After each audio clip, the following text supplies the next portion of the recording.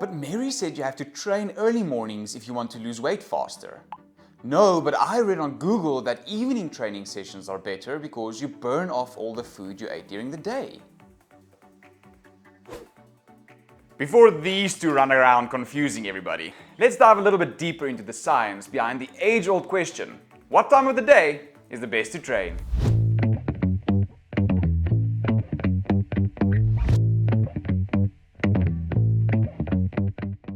Could morning sessions help you lose weight faster, or evening sessions help you build more muscle? I'll be discussing these questions in today's video, and at the end of the video, I'll give you an exact run-through of how I structure my days for optimal health and performance. Before anything can be said about optimal exercise timing, it is important to establish the set-in-stone scientific principle of energy in, energy out, and how it will always reign king. If you want to lose weight, you should simply consume less energy in a day than your body needs. And if you want to gain weight, you should simply consume more energy in a day than your body needs. The laws of energy thermodynamics can't be changed, but what can be changed is the amount of energy your body needs in a day. And this leads us perfectly into today's question: does exercise timing really influence my overall results? For many years, the scientific community has been debating over this conundrum, and we can clearly see this in the sheer amount of research available on this topic. There are hundreds, if not thousands, of papers supporting both sides of this argument. A great example that can be found in these research papers is that they found that men often see an increase in testosterone early in the morning. Now, if you don't know why this finding is significant, pause this video, right-click on the link below, open it in a new tab, and watch my testosterone explained video first. Men literally have a super serum. But anyways, this led many exercise professionals to believe that leveraging this testosterone will help increase exercise performance, and through that facilitate better training adaptation outcomes, which makes sense. Along came another study further backing up this early morning theory by finding that both men and women see increases in growth hormone levels early in the morning. Now, I haven't made a video on this hormone yet, but you should definitely click on the subscribe button below if you're interested in such a video. Because if you thought testosterone was cool, you won't believe how cool growth hormone can be. But I digress. Many studies seem to point in the favorable direction of early morning sessions. A later study came along, however, and totally derailed this gain train again. This study looked at chronotypes. You've probably heard of this before. Some people are early birds and others are night owls. They found a strong correlation between the total energy burned during an exercise session and the participants' chronotypes. The morning people tended to push harder in the morning sessions, and the evening people tended to push harder in the evening sessions.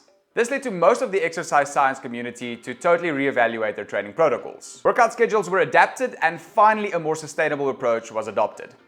We now know that optimal energy burning during a workout session has absolutely nothing to do with minor hormonal fluctuations and absolutely everything to do with the effort applied during a training session. And this gets predominantly determined by your mental state and maybe a little caffeine kick. Fact of the matter is, whether you work out early in the morning or late at night, if you half-ass a workout, you're wasting your time. I always like to say, if it doesn't challenge you, it doesn't change you. So no, there really isn't a perfect time of the day to exercise for optimal results. Something else has to be said about workout timing, however. It's not all about how hard you push yourself during a singular workout session. It's also about how long you can sustain a consistent training pattern. Therefore, if you know that you simply won't be able to consistently stick to a 5 AM workout session, then just don't put yourself through that. Or if you know that evening sessions will be your end, then don't do them. It's important to assess your specific situation. If you have a physically demanding occupation, then going for a workout session after a long day's work won't be a great idea. You'll probably feel weak and you won't put in the needed work, and you will most likely have wasted your time in the gym. And if you know that working out in the morning will help kickstart your healthy mindset for the day, then do that. I personally love morning workouts. I'm energetic and I feel like if I start my day with a workout, it motivates me to stay healthy throughout the rest of the day. But that's just me. I should also mention, however, that some people report that early morning workouts make them feel extra hungry throughout the rest of the day. So if that's you, then an evening workout will probably be better. I haven't touched on this yet, but training sequences does matter. A lot. Whether you do cardio or weight training first can have a massive effect on your overall results. In essence, research suggests that you should be doing the training modality of which you want the best outcomes first. So if your goal is to build endurance capacity and cardio fitness, then do cardio first. And if your goal is to build muscle and get strong, then do resistance training first. The science goes pretty deep into how fat and glycogen gets released during a weight training session, and how weight training only uses glycogen as energy, but not fat. So if you want to burn fat, you have to do cardio after a weight training session to use that fat that got mobilized. But as I said, a video totally dedicated on that topic is coming soon. I'm excited. I read a book recently that really opened my eyes to daily productivity. The author basically said that you have to divide your day into 3 zones: a green light zone, a yellow light zone, and a red light zone.